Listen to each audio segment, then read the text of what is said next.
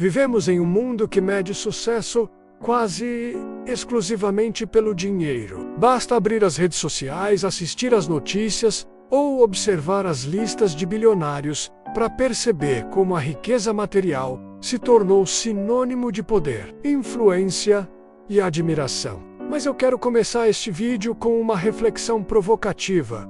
E se tirássemos todo o dinheiro das mãos de grandes empresários brasileiros e distribuíssemos essa riqueza entre pessoas que hoje estão lutando para pagar aluguel, comprar comida ou equilibrar as contas do mês, o que você acredita que aconteceria depois de alguns anos? Eu arrisco dizer algo que pode parecer duro, mas é profundamente real em poucos anos. Muitos daqueles empresários teriam reconstruído grande parte de sua fortuna, enquanto uma parcela significativa das pessoas que receberam o dinheiro poderia voltar à mesma situação de dificuldade. Isso não é uma crítica aos que enfrentam lutas financeiras. É um chamado para entendermos que a verdadeira riqueza não começa no bolso.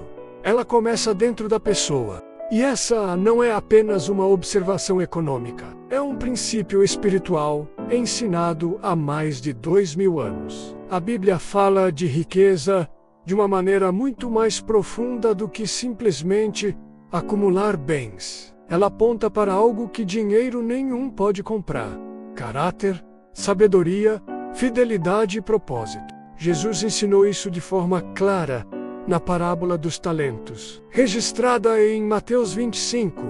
Ele conta a história de um homem que, antes de viajar, chama 3 servos e entrega a cada um uma quantidade de talentos, que era uma grande soma de dinheiro na época. Ao primeiro, entrega 5 talentos. Ao segundo, 2. Ao terceiro, 1. A distribuição não foi igual, mas foi proporcional à capacidade de cada um. O primeiro servo pega os 5 talentos, trabalha, investe e multiplica. Quando o senhor volta, ele apresenta 10. O segundo faz o mesmo, transformando 2 em 4. Ambos recebem a mesma resposta: muito bem, servo bom e fiel. Foste fiel no pouco, sobre o muito te colocarei. Mas o terceiro servo age diferente. Dominado pelo medo, ele enterra o talento. Não perde o dinheiro, mas também não produz nada com ele. Quando o senhor retorna, ele devolve exatamente o que recebeu. E então vem uma das declarações mais fortes da parábola: servo mau e negligente. O talento é tirado dele e entregue ao que tinha 10. E Jesus conclui com um princípio espiritual poderoso: porque a qualquer que tiver será dado, e terá em abundância. Mas ao que não tiver, até o que tem lhe será tirado. Esse versículo não está falando apenas de dinheiro, está falando de responsabilidade, atitude e mentalidade. Quem desenvolve, multiplica. Quem paralisa pelo medo, perde até as oportunidades que possui. A Bíblia reforça esse princípio com exemplos reais. Pense em José do Egito. Ele perdeu praticamente tudo. Foi traído pelos próprios irmãos, vendido como escravo, acusado injustamente e lançado na prisão. Se riqueza fosse apenas posição ou dinheiro, José teria sido um fracasso definitivo. Mas havia algo dentro dele que ninguém podia tirar: integridade, sabedoria e temor a Deus.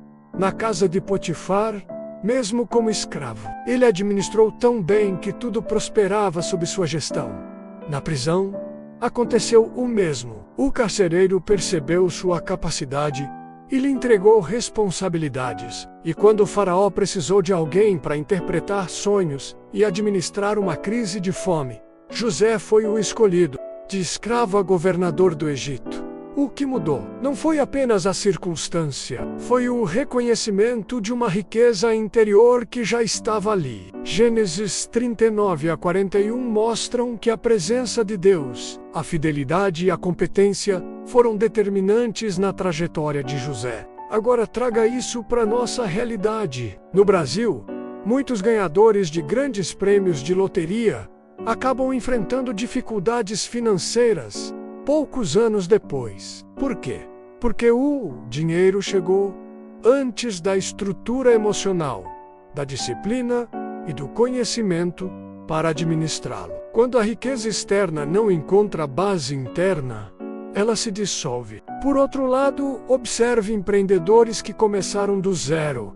Muitos passaram por crises, perdas e recomeços. O diferencial não foi apenas capital inicial, mas visão, capacidade de gestão, persistência e aprendizado contínuo. A riqueza que está na mente e no caráter pode ser reconstruída. A que está apenas na conta bancária pode desaparecer rapidamente. Mas é importante fazer um ajuste fundamental. A Bíblia não ensina a multiplicação como um fim egoísta. O propósito não é apenas acumular para satisfazer desejos pessoais. Em Mateus 6,33, Jesus declara: buscai primeiro o reino de Deus e a sua justiça, e todas essas coisas vos serão acrescentadas. A prioridade não é o dinheiro, é o alinhamento com o propósito divino.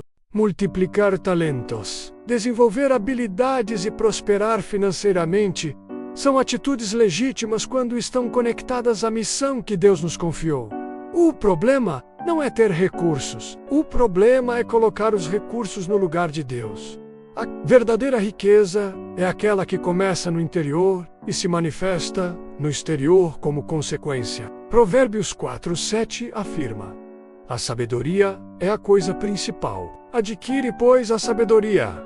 Antes de buscar aumento de renda, busque crescimento pessoal. Antes de desejar oportunidades maiores, prepare-se para administrá-las. Antes de pedir prosperidade, desenvolva caráter para sustentá-la. A riqueza bíblica é construída de dentro para fora. Ela envolve disciplina diária, integridade nas pequenas decisões, fidelidade no pouco e confiança em Deus nos momentos difíceis. Ela inclui aprender, estudar, investir em conhecimento e desenvolver competências. Inclui também generosidade, porque quem entende que Deus é a fonte não vive escravo do medo de perder. Talvez você esteja atravessando uma fase difícil hoje. Talvez os recursos estejam limitados. Mas se você cultivar sabedoria, fé, caráter e habilidades, estará plantando sementes que produzem resultados duradouros. A verdadeira segurança não está na quantidade de dinheiro acumulado,